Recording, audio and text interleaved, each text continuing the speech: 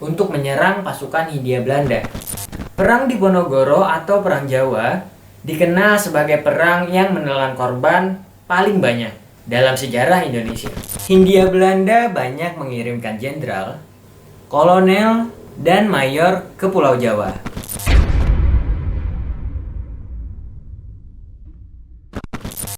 Pangeran Haryadipanegara atau biasa dikenal dengan nama Pangeran Diponegoro adalah salah seorang pahlawan nasional Republik Indonesia yang memimpin Perang Diponegoro atau juga Perang Jawa selama periode 1825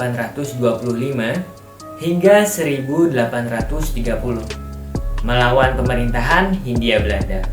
Sejarah mencatat Perang Diponegoro atau Perang Jawa dikenal sebagai perang yang menelan korban paling banyak dalam sejarah Indonesia, yaitu 8.000 korban serdadu Hindia Belanda, 7.000 pribumi, dan 200.000 orang Jawa, serta kerugian materi 25 juta gulden.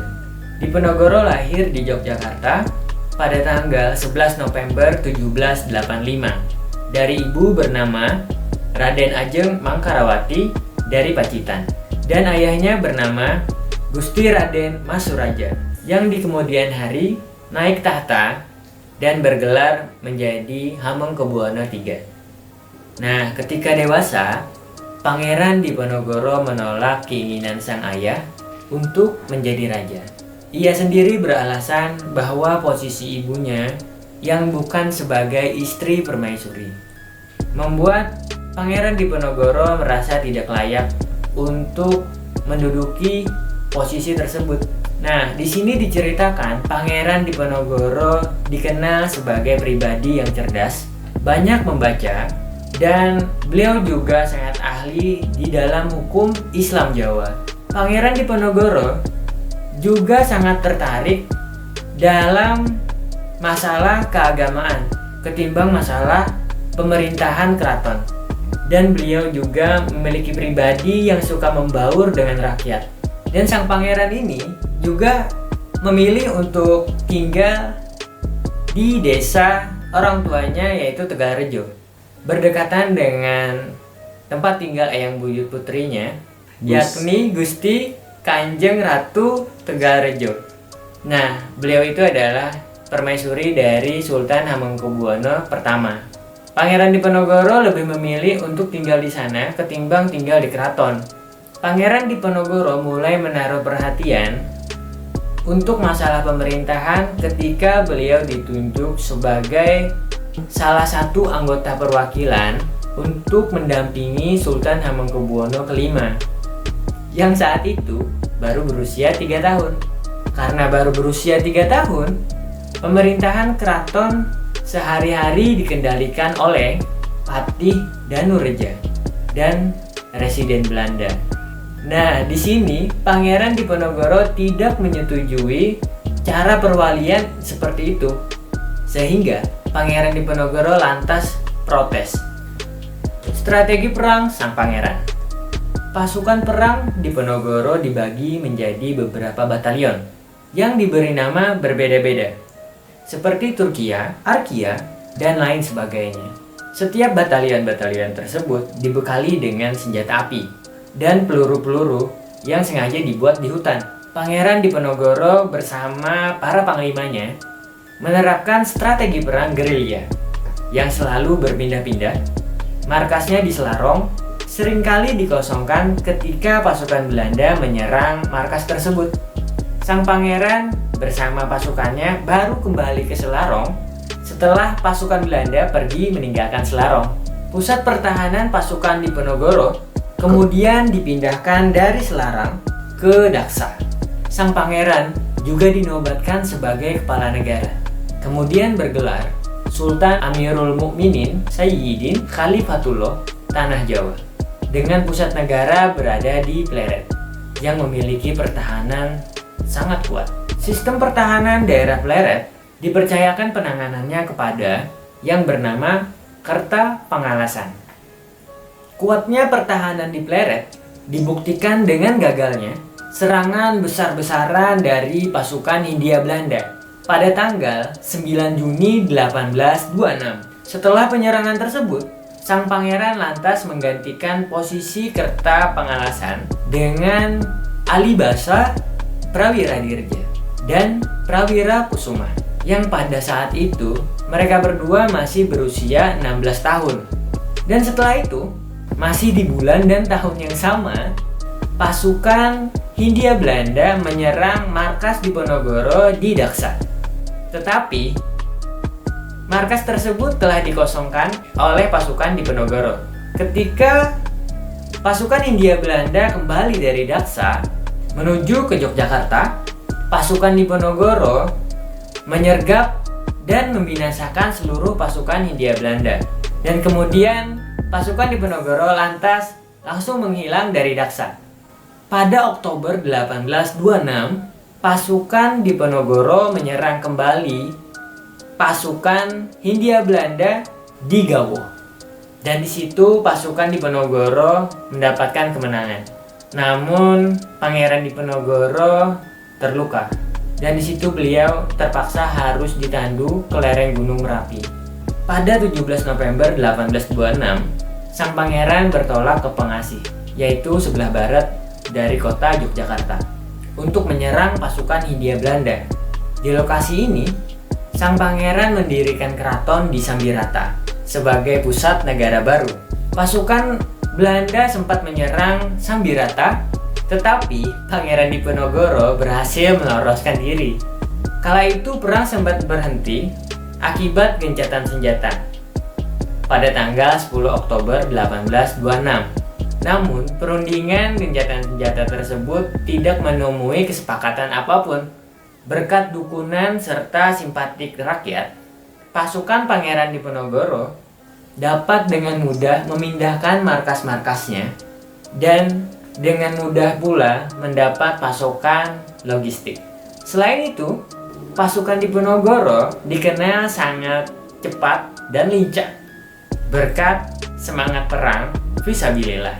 Akibatnya, Hindia Belanda banyak mengirimkan jenderal, kolonel, dan mayor ke Pulau Jawa, seperti Jenderal de Kock, Jenderal Pankin, Jenderal Hollisman, dan Jenderal Biscoff. Para senopati menggunakan strategi dengan menjadikan kondisi alam sebagai senjata dan menjadikannya tameng yang tak terkalahkan. Hal ini dilakukan dengan menggunakan serangan besar-besaran pada saat bulan-bulan penghujan.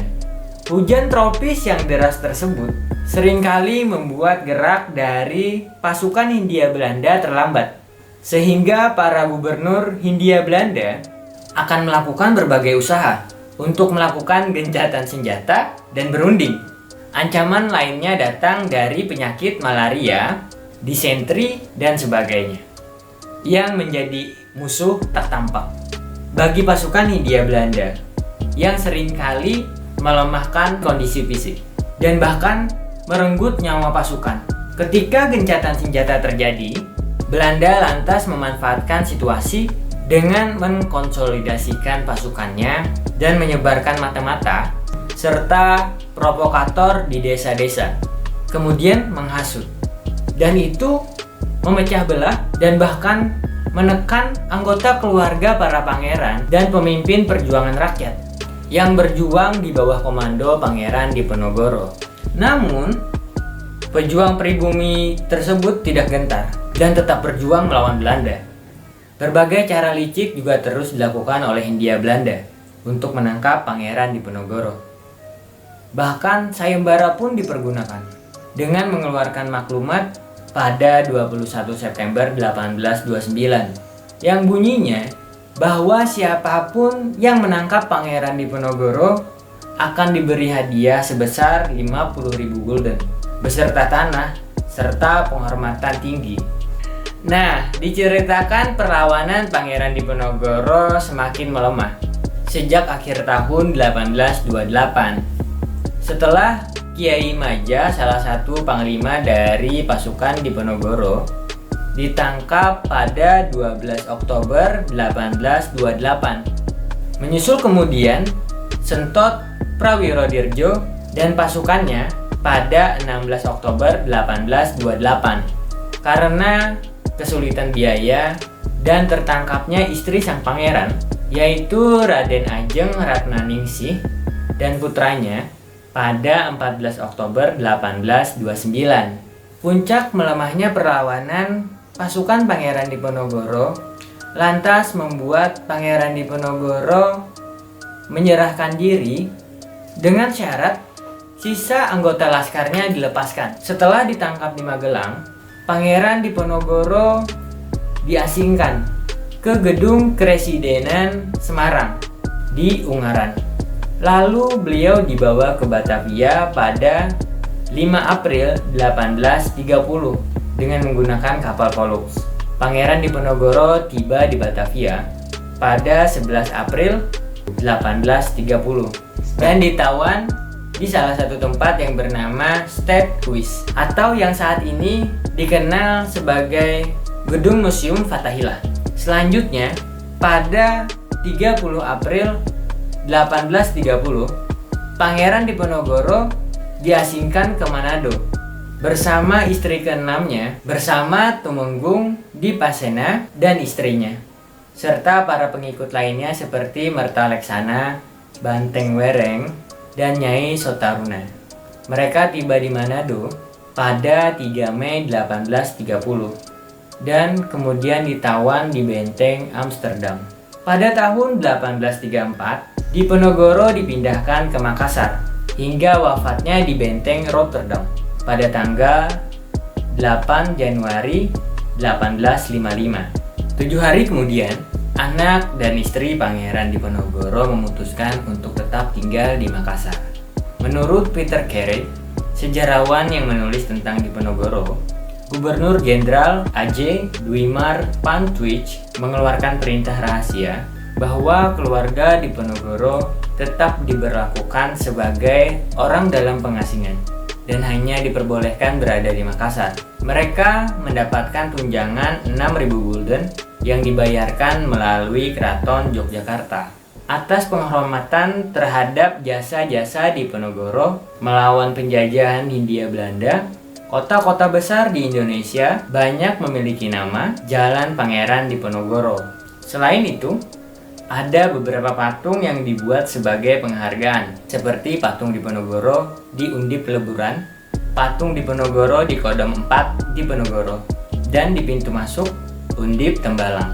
Pada pemerintahan masa Presiden Soekarno, pemerintah pernah menyelenggarakan haul nasional untuk memperingati 100 tahun wafatnya Pangeran Diponegoro.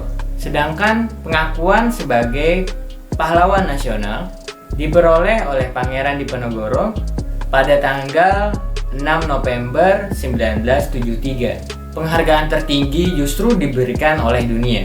Pada 20 Juni 2013, UNESCO menetapkan Babad Diponegoro sebagai warisan ingatan dunia atau Memory of the World. Babad Diponegoro merupakan naskah klasik yang dibuat sendiri oleh Pangeran Diponegoro ketika diasingkan di Manado, Sulawesi Utara pada 1832 sampai 1833. Babad ini bercerita tentang kisah hidup Pangeran Diponegoro yang memiliki nama asli Raden Mas Antabirya. Selain itu, untuk mengenang jasa Pangeran Diponegoro dalam memperjuangkan kemerdekaan, didirikan Museum Monumen Pangeran Diponegoro atau lebih dikenal dengan sebutan Sasana Wiratama yang menempati bekas kediaman Diponegoro.